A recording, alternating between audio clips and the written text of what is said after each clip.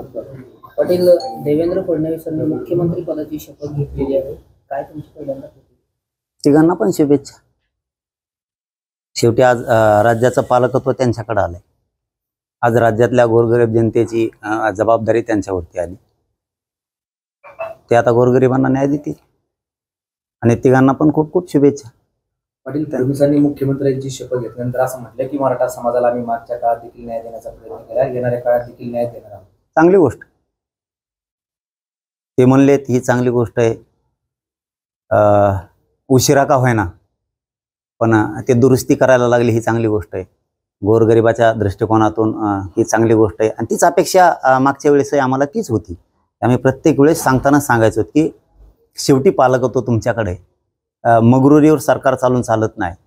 गोरगरिबांना न्यायाची अपेक्षा असते. मग त्यात शेतकरी असू द्या, सर्वसामान्य मराठा असू द्या, त्याच्यात दलित मुस्लिम असू द्या, त्याच्यात धनगर बांधव असू द्या, मायक्रो ओबीसीचे अनेक प्रश्न आहेत की तुम्ही ते हाताळा, तुम्ही द्या. शेवटी पालकत्व तुमच्याकडे. हे आम्ही वारंवार त्यांना सांगत होतो. ही जनता तुम्हाला डोक्यावर घेऊन नाचल हे आम्ही त्यांना सांगितलं होतं त्याच वेळेस. पण ठीक आहे, हरकत नाही. आता त्यांचं तिघांचंही अभिनंदन मनापासून केलंय.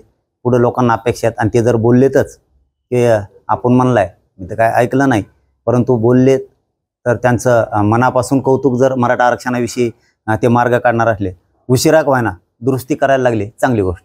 जिल्ह्यातून बाबूराव लोणीकरांना मंत्रिपद 5 तारखेपर्यंत तुम्ही सरकारला नवा अल्टिमेटम दिलेला आहे.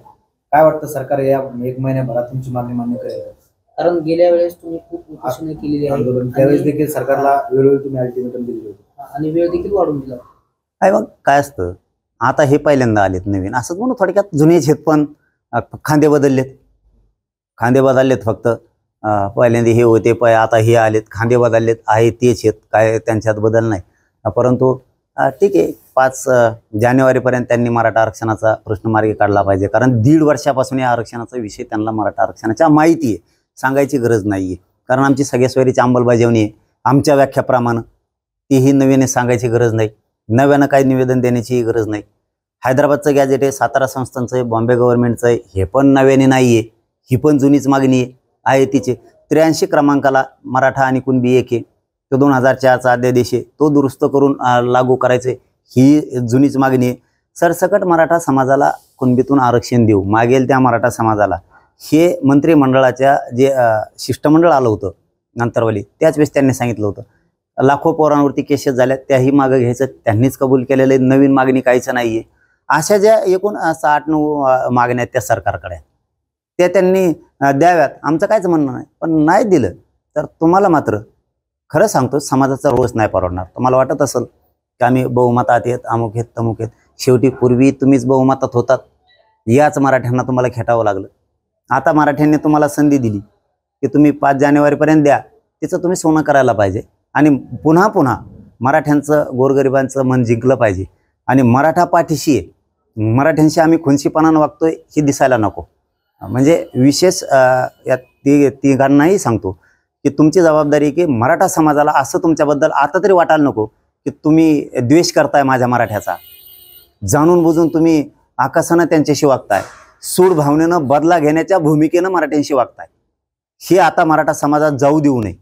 कारण तुम्हीच मराठ्यांचे आता मनं जिंकले पाहिजेत आणि मराठा समाज तुमच्या पाठीशी असला पाहिजे.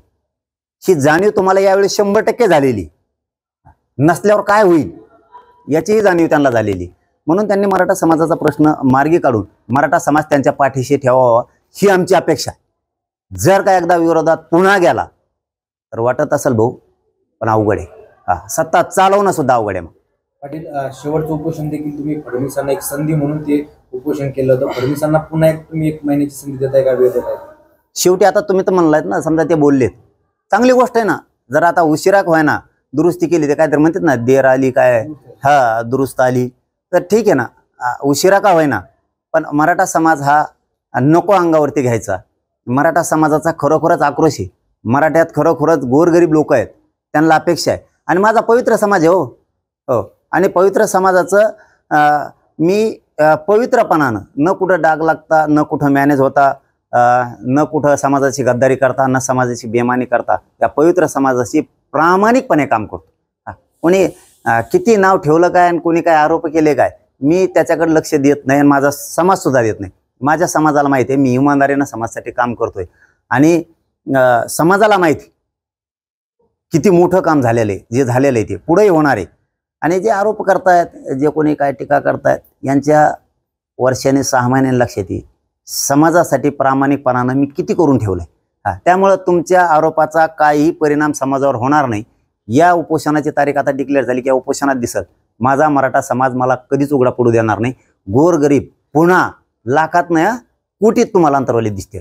बघा हे शब्द लिहून ठेवा तुम्ही, कोटीत पहिल्यांदा मराठी दिसणार आहेत. कारण सरकार स्थापन झाल्याच्या नंतर पुन्हा आपल्या लेकरावरती वाईट वेळ येऊ नये, आरक्षणापासून आपले लेकरं वंचित राहू नये म्हणून मराठा समाज ताकदीनं अंतरवलीत येणार आहेत, ताकदीनं.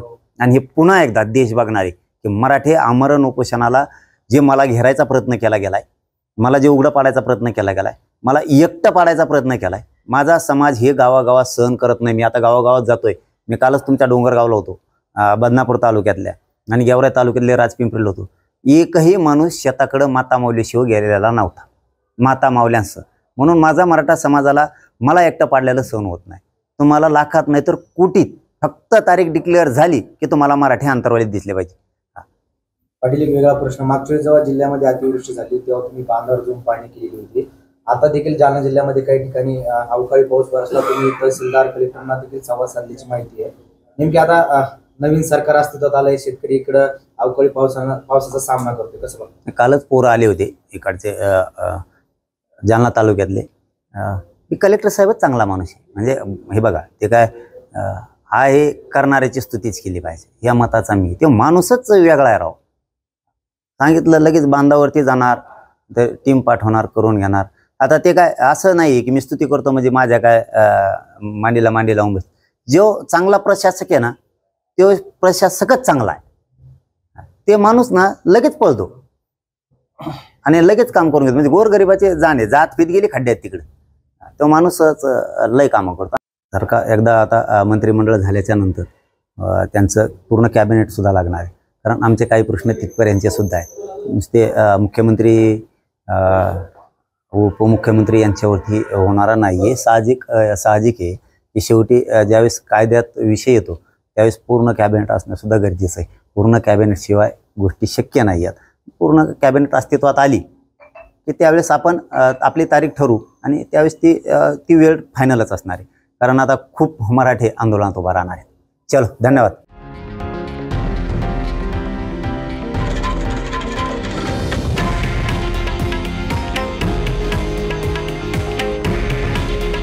हे आहे देशातील नंबर 1 न्यूज नेटवर्क आणि आपण पाहत आहात TV9 मराठी. काळजी तुमची, हित महाराष्ट्राचं.